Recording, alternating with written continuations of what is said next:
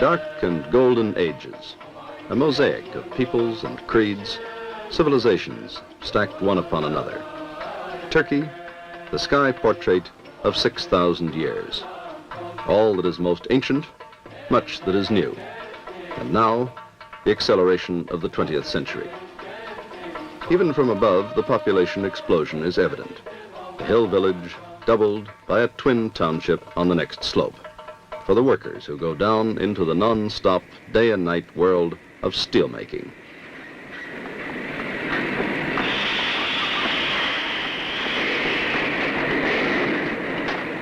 Tomorrow, more young men seeking jobs, more projects demanding steel.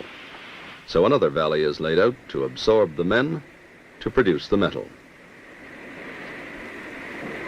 Behind the factories, the ports like Zonguldak, wrested from the waters of the Black Sea to meet today's irresistible imperatives of produce, export, import, produce again, or slip back into the 19th century. New suburbs stalk out over the Anatolian plain, but at least there's room enough. 1.5 times the area of France, Turkey, the third largest NATO nation, is networked by one of the busiest internal airlines in Europe or Asia.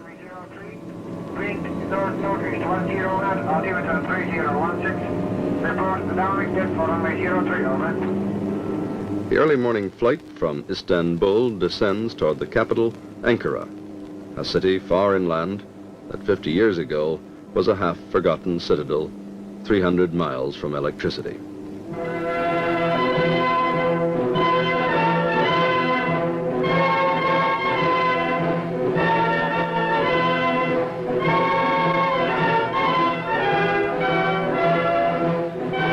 The citadel is still there, but with electricity. At its feet, a new Ankara of 700,000 citizens. Parliament buildings and technical institutes, universities and theaters, apartments, office blocks, hotels and boulevards.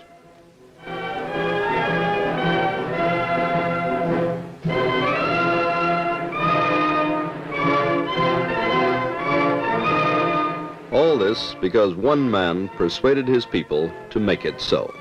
Kemal Ataturk, father of all Turks, rests now in a sober monument of stone above the city he willed into existence. After 20 hectic years as one of the most radical reformers in the history of man, he lies in state, guarded and revered. His memory and his precepts dominate life in his country, and his city still grows. Skyscrapers marking the beat of an economy now reaching far beyond even his dreams.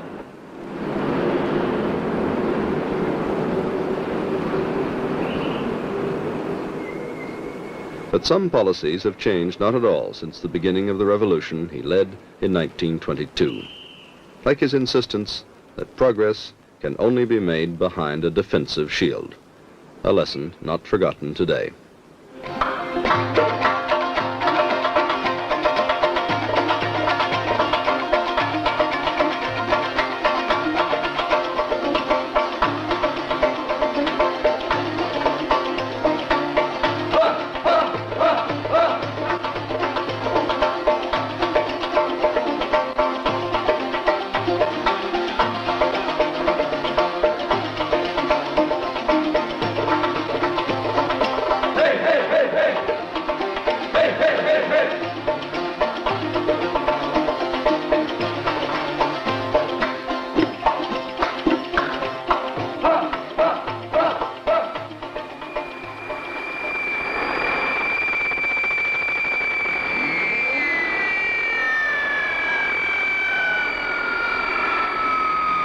servisler Türk Hava Yolları'nın Trabzon'dan beklenen 511 sefer sayısıyla alanında ilgilenir.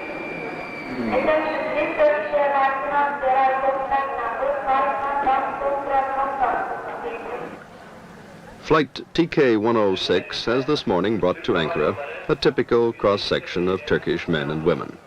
Engineers and teachers, pilots and bankers, army officers, legislators and students. Almost all graduates of the educational system that Ataturk began as the foundation of his reforms. An intellectual revolution so profound that it went to the very roots of language, to a new Latin alphabet, imposed in place of the beautiful but impractical script of the sultans.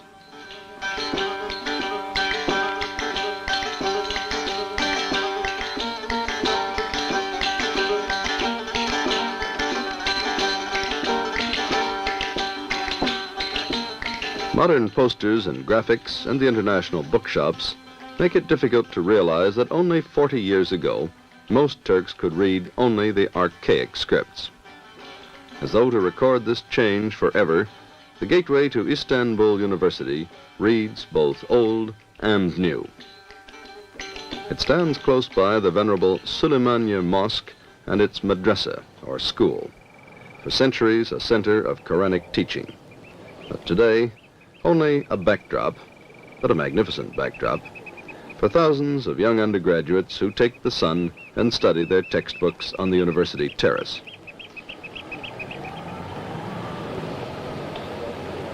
Around 50,000 students are enrolled each year in Turkish universities and technical institutes.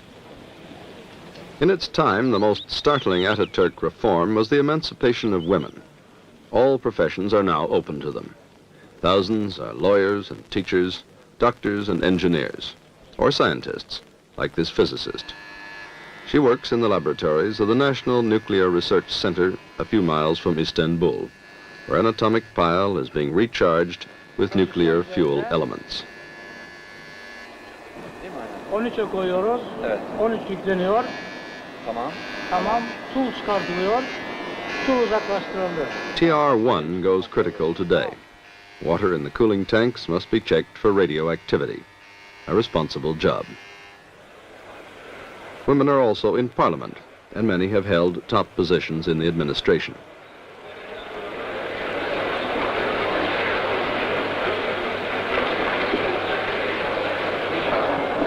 Parliament meets under Ataturk's reminder that sovereignty belongs without reservation to the people. But the people, as he knew, must be educated to become citizens. In the nation's system of universal education, history is emphasized. Bunların en önemli eserlerinden. It begins 6,000 years ago with the Hittites and the buried treasure they left in Anatolia.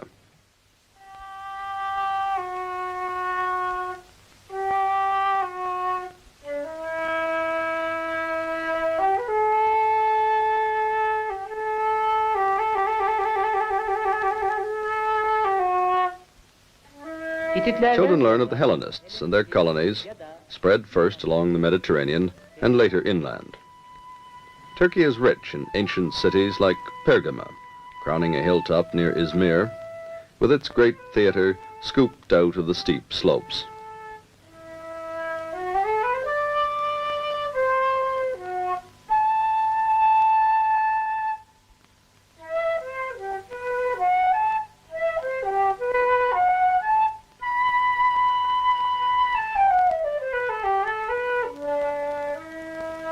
Pergama is Roman as well as Greek, and students learn how one civilization fused with the next. At Side on the south coast, Romans built the first artificial harbor in history, and successive cities were built and destroyed on the same site, the last by massive earthquakes.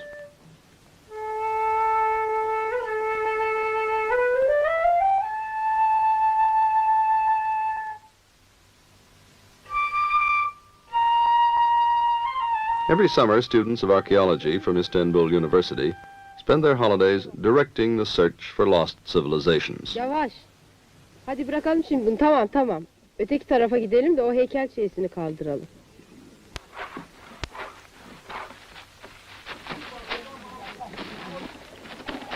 Bakın bir baş parmak bulundu. Such excavations have the fascination of a thriller. The smallest clue can change the picture. Whether the thumb is from the right hand or the left may decide where to look for the rest of a statue. Here was Hierapolis, medical center of the Roman world. The warm, healing springs spill their minerals down the hillside and form frosty white steps that Turks call Pamukkale, the cotton cliffs. Sybarites still take the waters from a Tucson motel hidden below the city walls. To swim here is to take a dip into history over the flooded ruins of a Roman temple where fallen columns are islands of rest and conversation.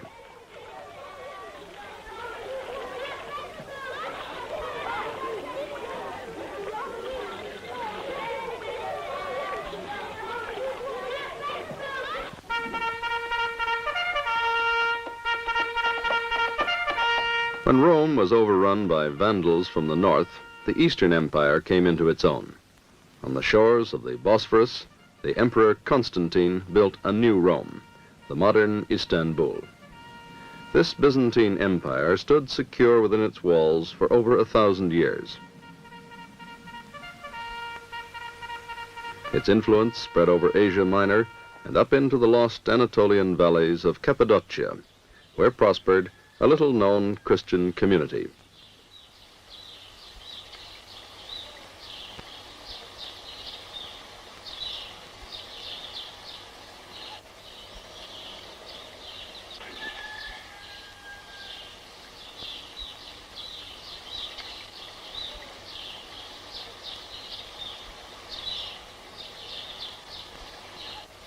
During 6 centuries of peace and isolation, its members hollowed out the very rocks into 300 churches wherein to give thanks unto God.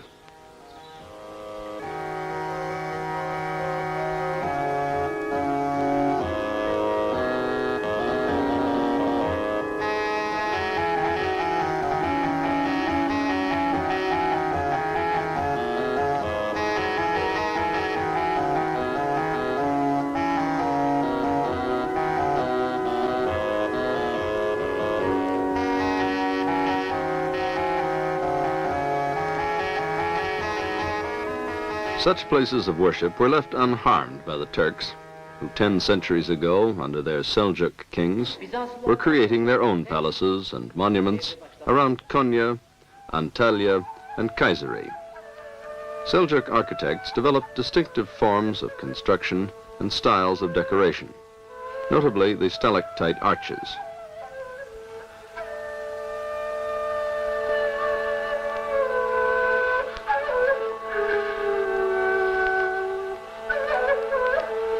Still more majestic were the 500 years of building of the Ottoman Empire. Hagia Sophia was enlarged, the Blue Mosque built, and hundreds more mosques, large and small, rose over Istanbul and other Turkish cities.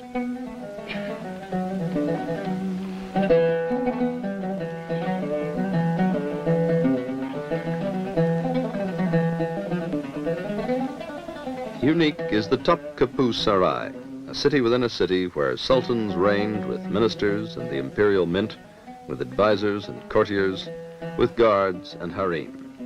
This palace principality ruled an empire stretching far into Europe, across Asia, and around the southern shores of the Mediterranean. Defenders of Islam, their Ayyub Mosque became a holy place, second only to Mecca.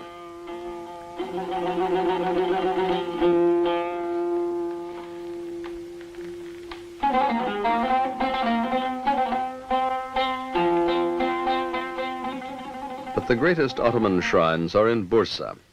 Incomparable is the Green Mosque, sheathed in 15th century tiles.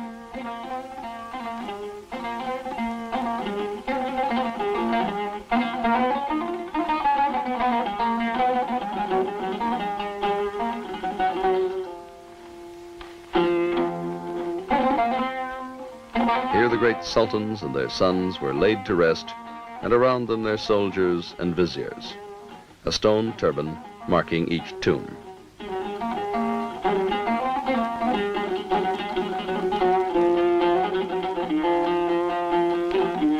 The echo of their music still rings today among a handful of troubadours, poets and musicians playing from village to village. The family of the famous Ashik Ishani travels with him as he sings his way through Anatolia. Zinciriyle bağladın beni, aşkın zinciriyle bağladın beni. Aşkın etti beni deli divane, aşkın etti beni deli divane. Ben seni sevdiysem bundan kime ne? Ben seni sevdiysem bundan kime ne? Vallahi severim, billah severim. Yar seni anamdan fazla severim. Vallahi severim, billah severim. Yar seni babandan fazla severim.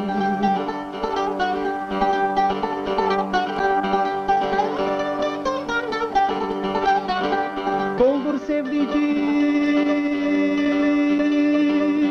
kendi elinle, uzat mezesini tatlı dilinle, uzat mezesini tatlı dilinle. İçip içip sarhoş olalım gel gel, İçip içip sarhoş olalım gel gel. Hayatın tadını bulalım gel gel, hayatın tadını bulalım gel gel. Vallahi severim.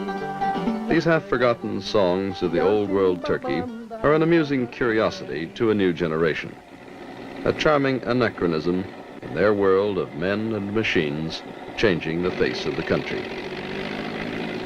Sadly, but inevitably, Ishani's tradition barely survives in a world where even the countryside must be rationalized and planned.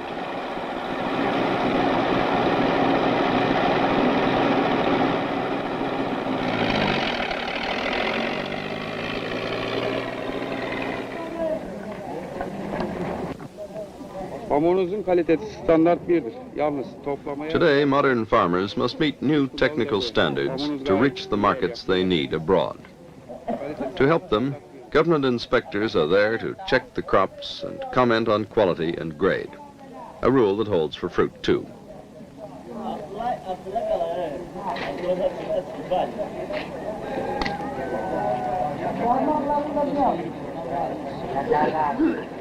Evet efendim.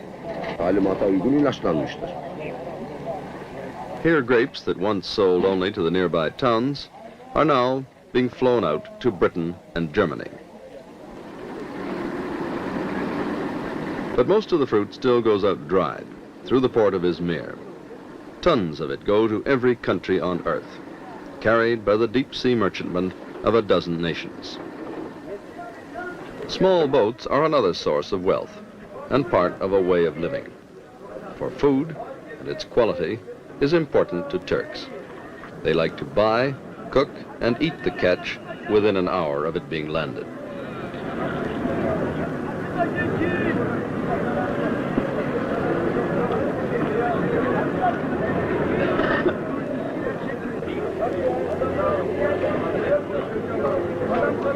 In fruit markets, customers are just as exacting, and most bread continues to come from individual bakers' ovens, where the consumer still has the advantage of coming face to face with the producer.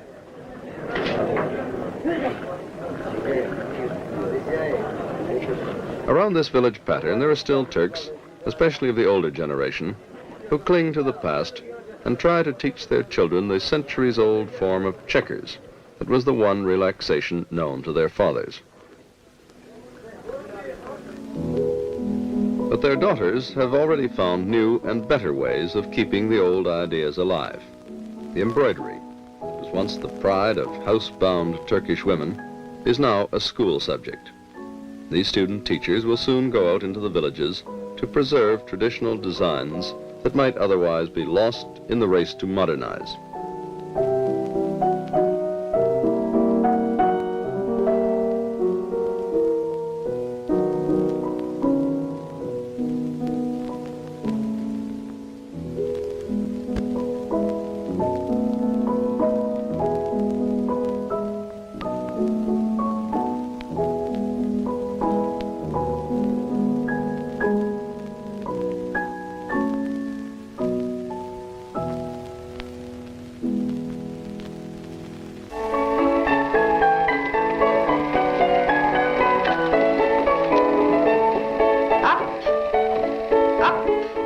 Scholarship and aptitude are the only qualifications for entry to top schools like the Ankara Conservatoire, where for 5 years chosen youngsters from all over the country receive a general education and work long hours learning to dance.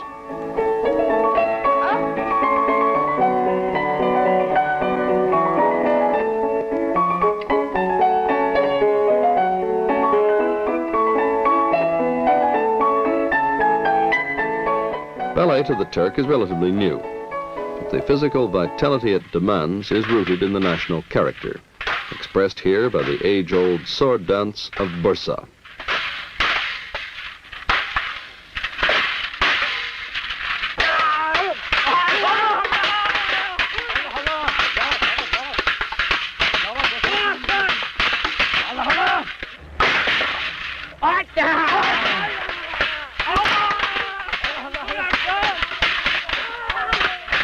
At first, the Ataturk drive to modernize left little time for cut-and-dried tradition. But now, old customs are being revived as showpieces by the new generation. The music of the Janissaries, that once made Vienna tremble, is performed nowadays as a spectacular display by infantrymen and tank gunners of the Turkish army.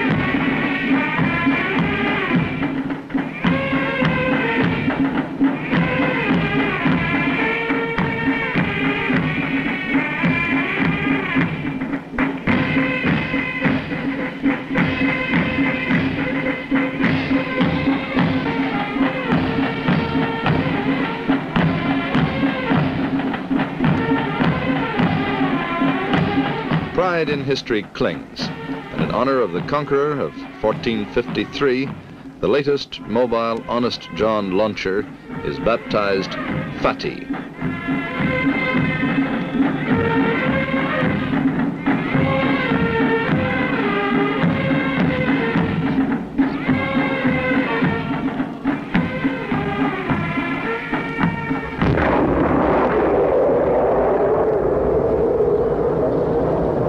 Long ago, the Turks learned to live with the threats that come to them from over their common frontiers with the Soviet Union and communist Bulgaria. Here the Iron Curtain becomes the brutal reality of barbed wire, minefields, and steel watchtowers. This silent, empty place, some 900 miles into Asia from the Mediterranean shore, is suddenly brought to life by the unlikely bustle of a train, courtesy of Turkish state railways. By any standard, it's a small train, but in the timetables it can boast of international status. And twice a week along this frontier, it makes a gesture of goodwill. For under the eyes of a Turkish officer, the driver travels alone 300 yards into Soviet territory.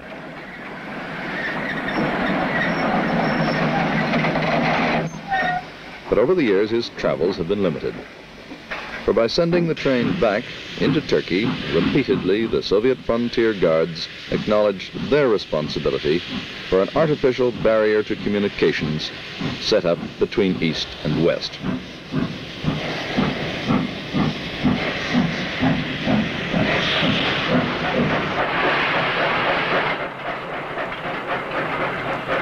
As the Russians have gone to so much trouble to build an Iron Curtain, the practical Turks haven't bothered to put up their own fences. Watching the frontier is a thin screen of tough infantrymen familiar with every inch of the ground they'd have to defend. They're commanded by a colonel, responsible for the right anchor of the NATO defense line, crossing Asia Minor and Europe to Norway's North Cape. Behind him are 500,000 armed Turks and the 14 other nations of NATO, some represented in a joint headquarters on Turkish soil. Staff officers of other NATO nations watch a crack Turkish armored division going through its paces.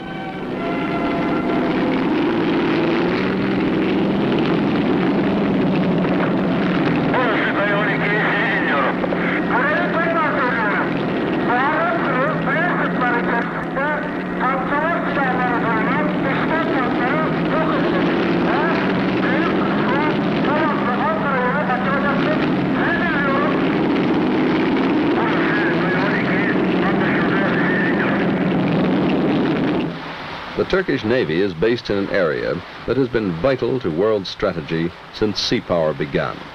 The narrows of the Bosphorus and the Dardanelles, the gateway to the Mediterranean from the east, the warm waters traditionally coveted by the rulers of Russia.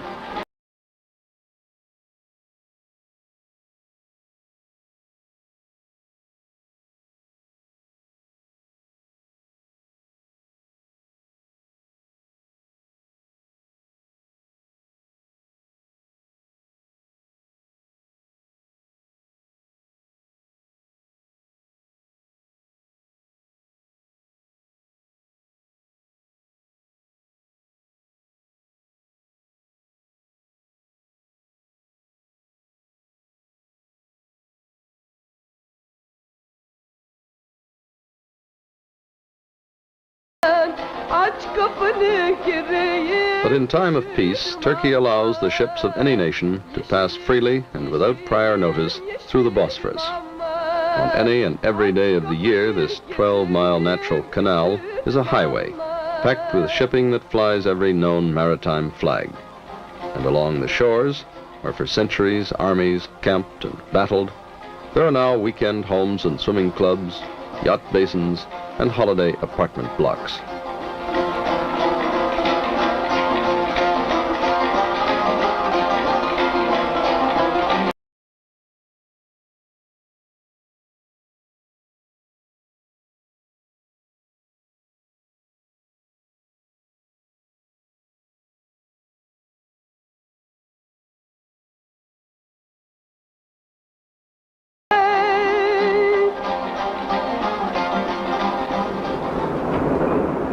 From the air, Istanbul gives a true picture of a city both dynamic and prosperous. But the sky view can't reveal the pressing problems facing Turkey. The need for still wider education, higher capital investment in industry, agriculture, and transport, better living standards, all dependent upon an effective development program for the country as a whole.